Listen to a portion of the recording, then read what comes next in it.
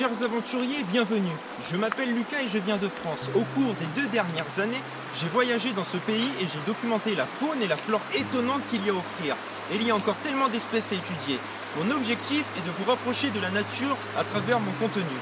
Abonnez-vous, commentez, likez, je vous envoie ce documentaire.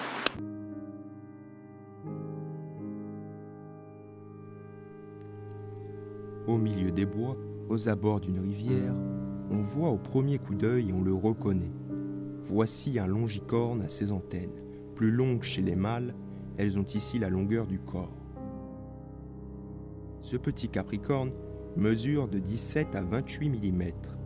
Une taille quand même imposante, on ne peut pas le louper. Sa forme, son allure, à la différence du grand capricorne, son corps et les élytres sont granuleux d'aspect. Les abords des élytres sont pratiquement parallèles et leur extrémité est arrondie.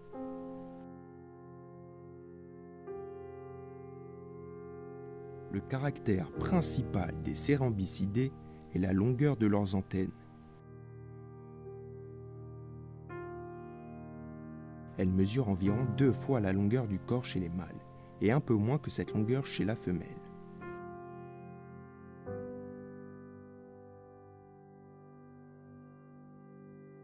Le corps est noir et une mâchoire bien apparente et bien tranchante.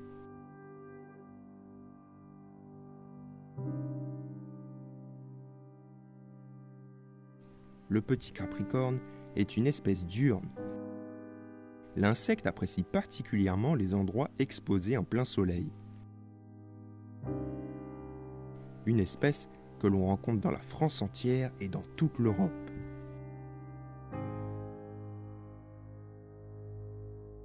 Vous le rencontrerez dans les forêts de feuillus, les forêts mixtes ou alors les vieux vergers.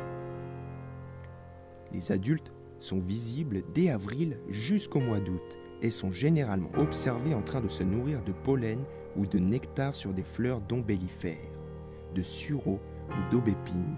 Ils sucent aussi la sève des feuillus. Les femelles pondent leurs œufs dans l'écorce de différentes espèces comme le chêne, l'orme, le hêtre, le charme ou le bouleau, le noisetier, mais aussi les vieux arbres fruitiers. Les larves xylophages se développent d'abord sous l'écorce, puis elles creusent une galerie de 8 à 10 cm en angle droit fermée par un opercule calcaire. La vie larvaire dure 2 ans avant la nymphose. Contrairement à d'autres espèces qui dévorent les charpentes, celui-ci est inoffensif pour l'homme. C'est un capricorne, corne de chèvre, un longicorne. Les antennes sont remarquablement longues. Le nom d'espèce, Scopoli, fait référence à Giovanni Antonio Scopoli, naturaliste italien du XVIIIe siècle.